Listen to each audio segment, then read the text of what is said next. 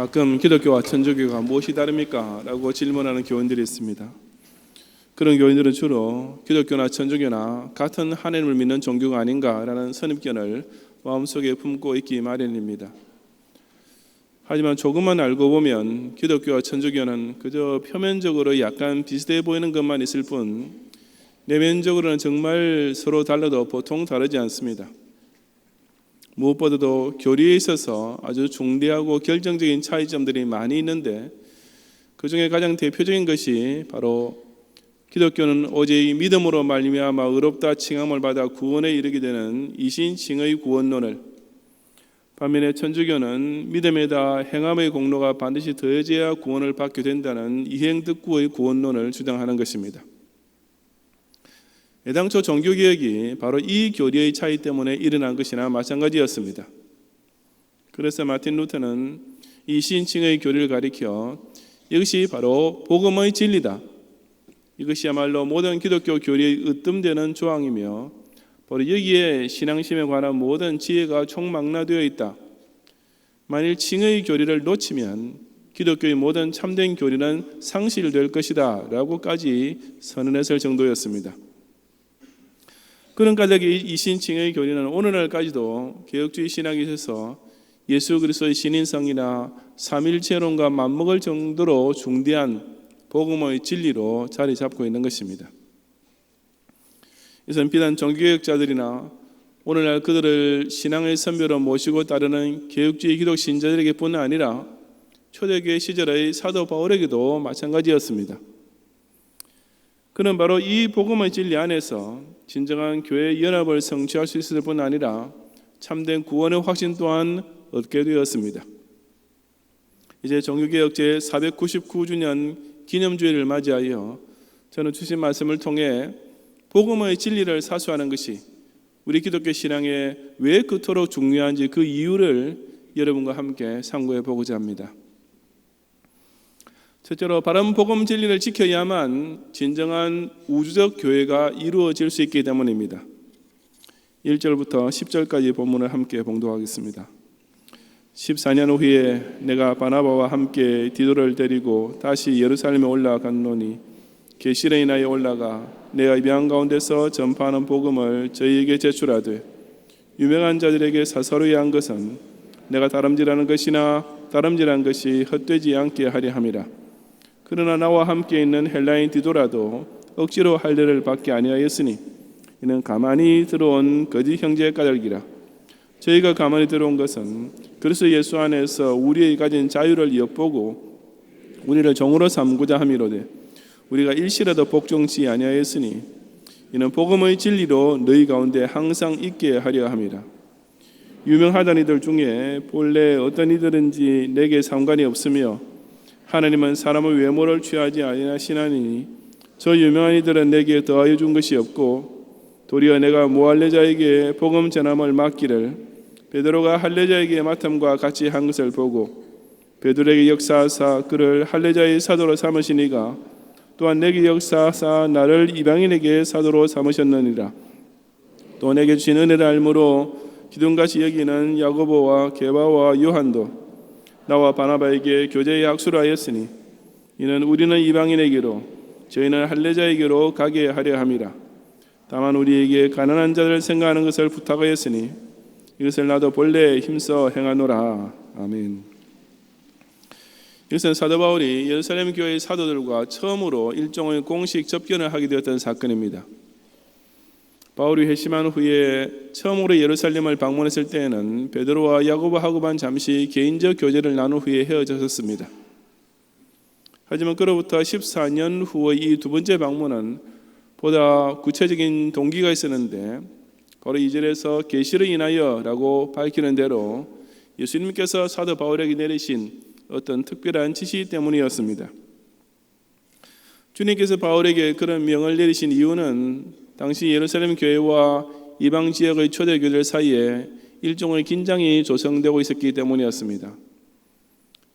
예루살렘 교회 쪽에서 보자면 이전에는 교회를 핍박했던 바울이 회심을 한 후에 지금은 복음을 전파하면서 이방 지역에 많은 교회들을 설립하고 있다는 소식을 계속 전해 듣고 있던 참이었습니다.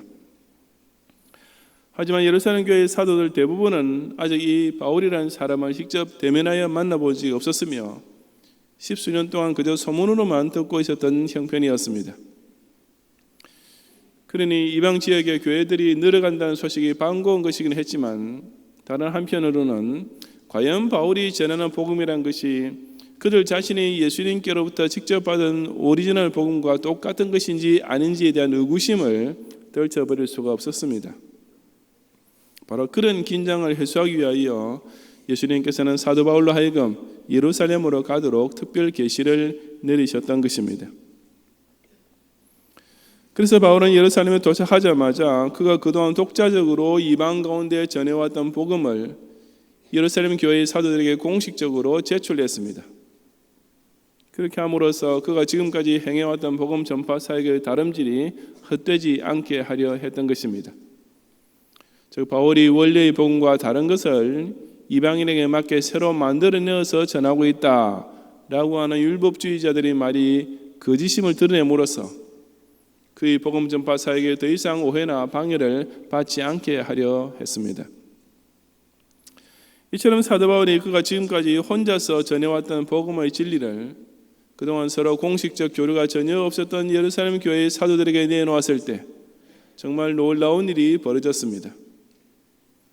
예루살렘 교회의 사도들은 바울이 제출한 복음을 살펴보고 그 내용이 그들의 복음과 조금도 차이 없이 정확히 일치하는 것을 발견했습니다.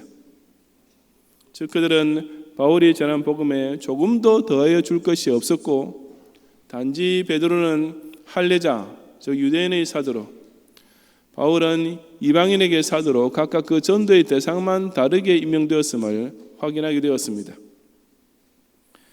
그뿐 아니라 그로 인하여 교회 안에 가만히 들어온 거짓 형제들까지 명백히 구별해낼 수 있었습니다.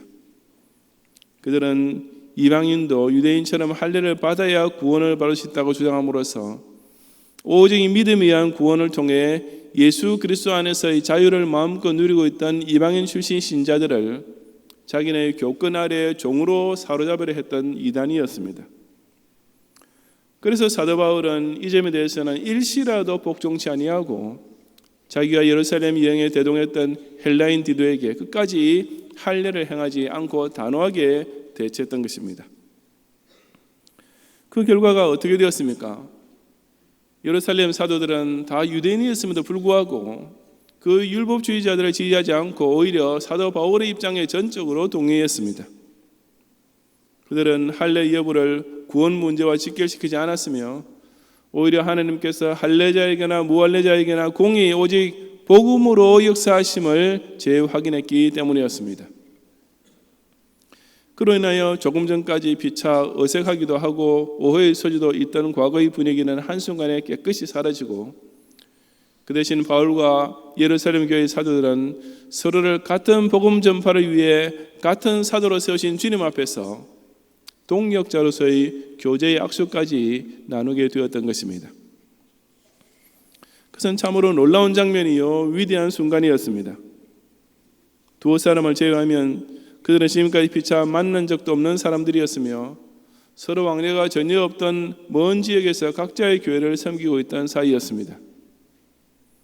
하지만 피차 믿고 전하고 있는 복음의 진리가 일치됨을 발견했을 때 그들은 예루살렘 교회나 이방 교회들이나 그 복음 안에서 이미 하나의 교회가 되어 있었음을 즉각 공감할 수 있었던 것입니다. 천주교에서는 언제부터인가 캐톨릭이라는 단어를 우리나라 말로 번역할 때 카톨릭 대신에 가톨릭이라고 표기를 하고 있는데 아마 전자보다는 후자가 좀 더 어감이 부드럽게 들리기 때문이 아닌가 짐작해 봅니다. 하지만 사실 천주교를 지칭할 때는 그냥 가톨릭 교회라고 하지 않고 로만 캐톨릭 철치라고 해야 정확합니다. 왜냐하면 원래의 캐톨릭 철치란 보편적 교회라는 뜻으로서 우리 기독교에서 무형 교회를 가리킬 때 쓰는 중요한 용어이기 때문입니다. 즉 완전할 수는 없는 지상 교회들과는 달리 예수 그리스도 안에서 참된 신자들만으로 구성되어 있는 단 하나의 완벽한 우주적 교회야말로 진짜 The Catholic Church, 보편적 교회인 것입니다. 그러므로 지구상에 셀 수 없는 많은 교회들이 있다고 해서 우리가 걱정할 필요는 조금도 없습니다. 이름이 다른 온갖 교단들이 너무 많이 있으니 이래서야 기독교가 참된 종교라고 할 수 있나라고 의심해서도 결코 안 됩니다. 지상교회는 그 안에 알곡과 가라지가 섞여 있을 수밖에 없으며 그 교회들마저 지역적으로, 국가적으로, 민족적으로 어쩔 수 없이 나누어질 수밖에 없지만 교회의 머리 되신 우리 예수님께서 바른 복음의 진리를 믿고 구원받은 참된 성도들을 바로 이 우주적 교회 안에 이미 다 모아놓고 계시기 때문입니다. 그 중요한 우주적 교회의 회원이 되는 유일하고 결정적인 요건이 오직 복음 진리에 있다면 지상교회끼리의 연합에도 바로 이것만이 제일 요긴한 조건이 될 수밖에 없지 않겠습니까? 즉, 이 복음 진리가 똑같이 통하는 교회들끼리는 비록 교단은 다르더라도 당연히 저절로 이미 연합이 이루어져 있는 것이며 반면에 이 복음 진리에서 떠난 교회는 어디까지나 가만히 들어온 거짓 형제들이 모인 이단일 뿐입니다. 그러니 교리가 달라도 상관치 말고 무조건 교단을 합시자라는 말은 바로 참된 교회끼리의 연합을 무너지게 하려는 마귀의 교묘한 술책인 것을 알아야 합니다. 자유민주주의를 표방하는 정당과 공산주의를 표방하는 정당이 어떻게 우리 정치 철학과 사상은 달라도 상관치 말고 서로 무조건 합당하자라고 할 수 있겠습니까? 교회는 더욱 그러합니다.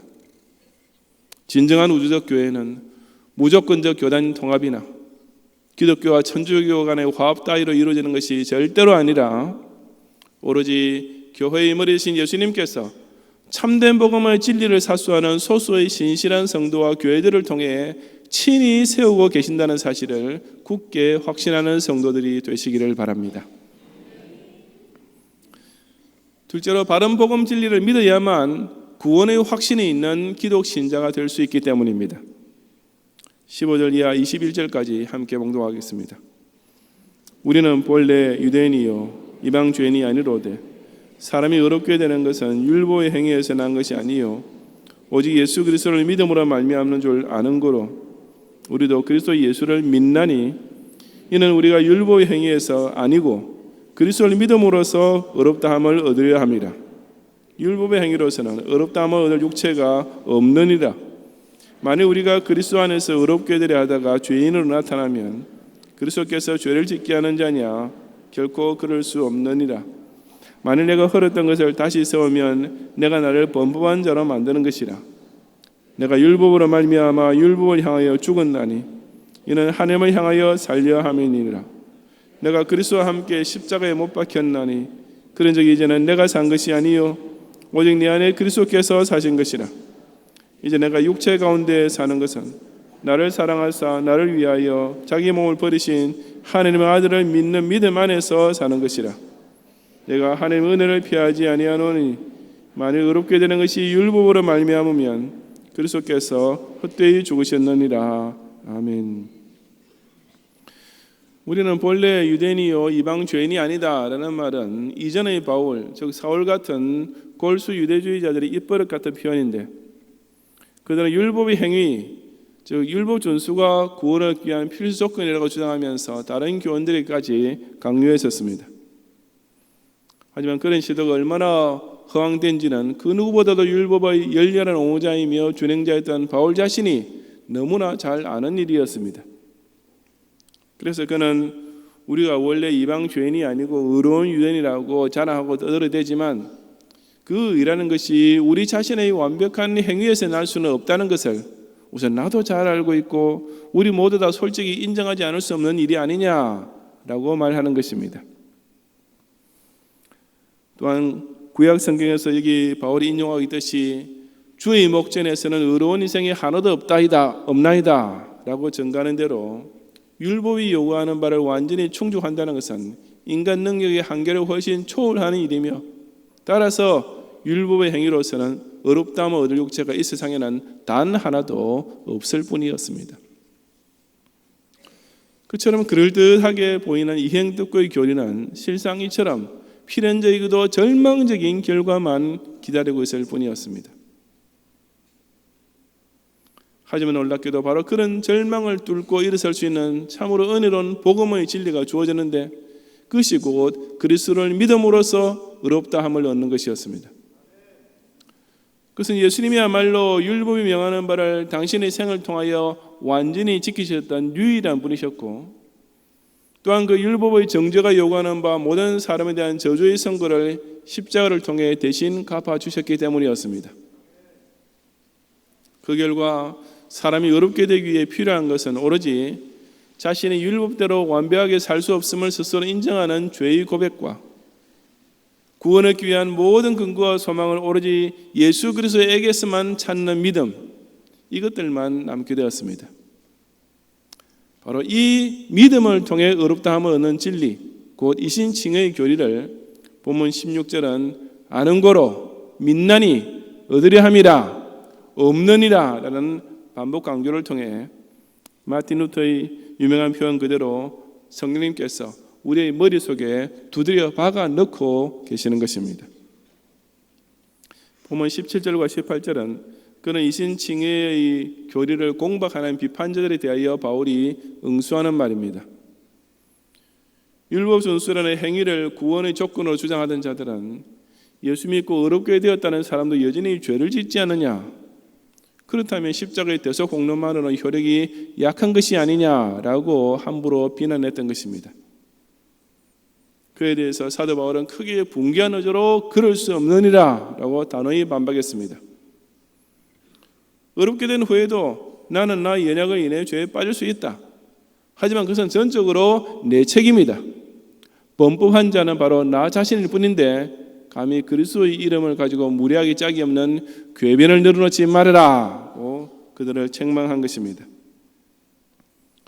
오직 칭의 은총을 제대로 체험한 성도만이 끝까지 자신의 자범죄에 대해서는 스스로 책임을 지면서 그 대신 자신이 누리는 은혜로운 삶에 대해서는 전적으로 그리스도께만 모든 영광을 돌리게 되는데, 그것이 19절 이하의 내용입니다. 비록 부분적인 연약에 빠질 때도 없지는 않지만 일단 칭의를 입은 성도는 근본적으로 완전히 변화를 입게 됩니다. 의롭게 되면 얻는다는 것은 단순히 하늘 앞에서의 처지만 바뀌는 것이 아니라 그 사람의 본성 자체가 완전히 새롭게 되는 것이기 때문입니다. 율법은, 그리고 그 율법을 지켜 의롭게 되고자 했던 바울 자신의 노력은 그에게 오직 율법으로 말미암은 죽음의 성공만 가져다 줬기 때문에 바울은 다시는 그쪽으로 돌아설 마음이 꿈에도 없었습니다. 그래서 그는 율법을 향하여 죽은 자가 되고 오직 하나님을 향하여 사는 쪽으로만 나아가려 했던 것입니다. 그리고 바울은 그런 생의 본능을 오직 예수 그리스도의 십자가를 통해서만 이룰 수 있다는 것을 발견했습니다.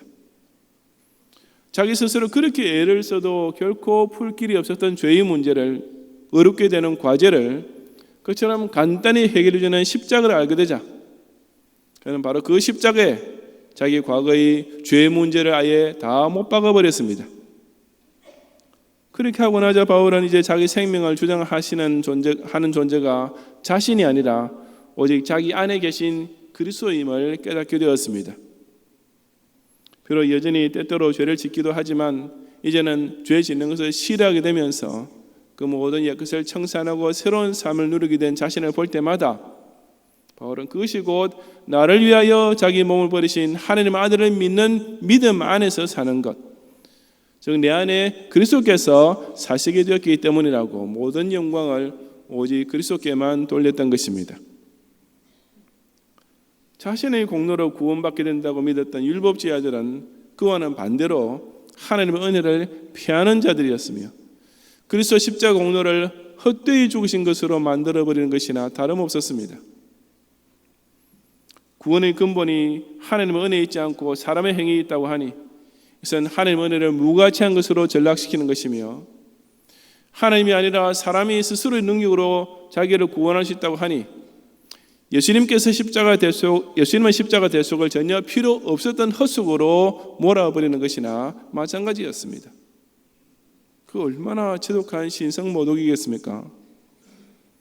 사도 바울은 본인 역시 그처럼 율법 준수를 통해 자기 의를 이루어보려 하다가 절망에 빠졌었지만 이제는 오직 예수 그리스도를 믿기만 함으로써 그 모든 고민과 무기력을 일순에 해결받고 구원의 확신을 얻는 복음 진리의 단맛을 맛보게 되었던 것입니다. 선행으로 공로를 쌓고 선행으로 의를 세우고 선행으로 구원받는다 라는 말은 지극히 상식적인 것처럼 들리지만 사실에 있어서는 무서운 현혹이며 엄청난 기만입니다.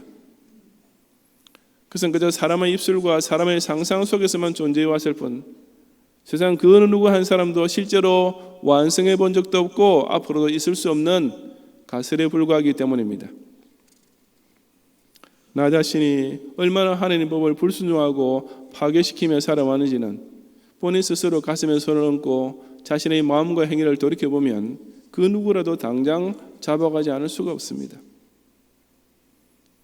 그러니 만약 하나님께서 내가 정말 구원받을 만큼 충분히 선하게 살았느냐라고 질문하신다면 누가 그 앞에서 자신 있게 예라고 대답할 수 있겠습니까? 만약 그런 확신을 가지게 된다면 그 자체가 이미 하나님 앞에서 엄청난 교만이 될 수밖에 없습니다.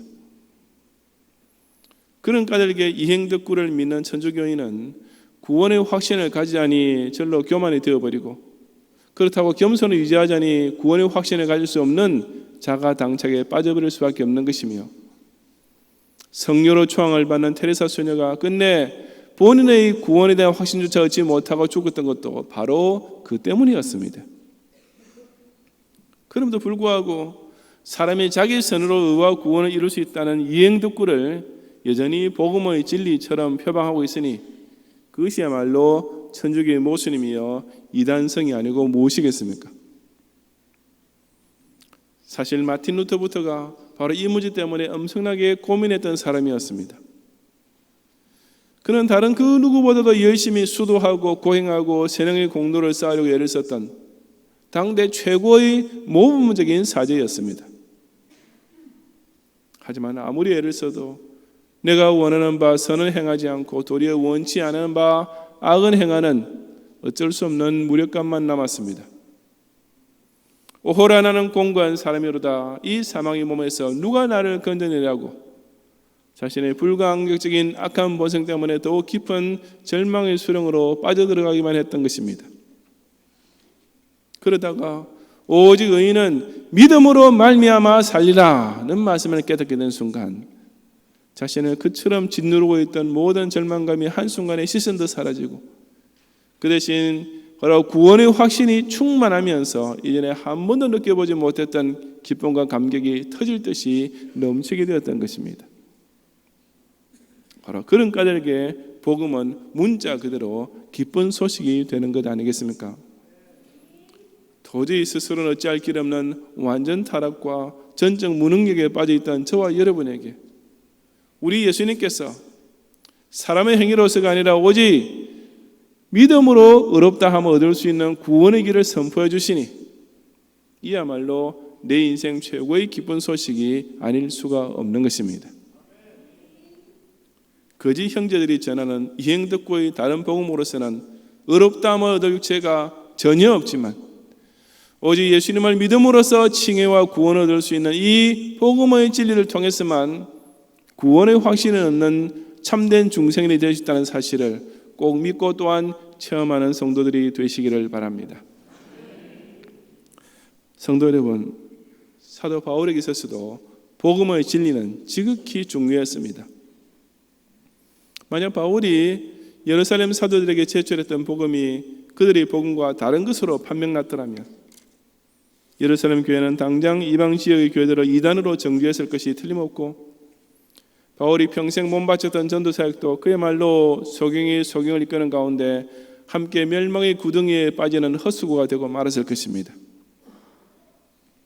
하지만 사도 바울은 그 복음 진리를 예수 그리스도께로부터 직접 배웠기 때문에 그로 인하여 예루살렘 교회와 이방 지역 교회들 간의 연합을 이뤄낼 수 있었으며 그 자신부터가 바로 이 복음의 진리를 정확하게 믿고 중생을 받았기 때문에 그 악명 높았던 교회의 박해자 사울이 변화되어 전도자 바울이 될 수 있었던 것입니다. 마틴 루터가 종교개혁을 하게 된 결정적인 계기도 바로 그와 똑같은 복음의 진리 때문이었습니다. 선행의 공로가 아니라 오직 믿음만으로 구원을 받는다는 그 복음 진리가 우리가 1000년 동안이나 문자 그대로 소경이 소경을 이끌듯이 사람의 영혼을 멸망의 지옥으로 떨어뜨리고 있던 로마 천주교의 암흑시대를 한순간에 깨뜨려 버렸습니다. 바로 그 복음의 진리 때문에 마틴 루터는 그 거대한 로마 천주교가 결코 참된 더 캐톨릭 처치, 보편적 우주적 교회가 아니라는 사실을 확신할 수 있었고, 또한 그때까지 평생 자신의 심령을 괴롭혀왔던 구원 문제에 대하여 비로소 굳건한 확신을 얻을 수 있었던 것입니다. 여러분께서는 주일마다 사도신경으로 고백하는 대로 거룩한 공회와 성도가 서로 교통하는 것을 정말로 믿으십니까? 거룩한 공회가 바로 단 하나의 거룩한 우주교회인데, 이것은 세계적인 연합교단을 만든다고 되는 것이 절대로 아니라 오로지 복음의 진리를 똑바로 지키는 소수의 참된 교회들을 통해서만 이루어지고 있습니다. 성도의 교통, 곧 진정 예수 그리스도의 보혈로 한 형제자매가 되어 결국 천당에서 영원히 함께 살게 될 성도의 교제는 그저 같은 하나님 이름만 부르며 서로 손잡고 포옹한다고 해서 되는 것이 결코 아니라 오로지 예수 그리스도를 믿음으로써 의롭다함을 얻는 이 복음 진리를 똑같이 믿는 기도 신자끼리만 나눌 수 있는 것입니다. 종교개혁 500주년의 날 1년 남기고 있는 오늘이지만 오히려 이단 천주교에 굴복하는 기독교회들이 점점 더 늘어만 가고 있는 이 어처구니 없는 배교의 시대에 이 복음의 진리로 우리 가운데 항상 있게 하는 경양교회를 중심으로 비록 소수이지만 영광스러운 진리운동의 대열에 끝까지 굳게 함께 서 있는 성도들이 되시기를 주님의 이름으로 축원합니다.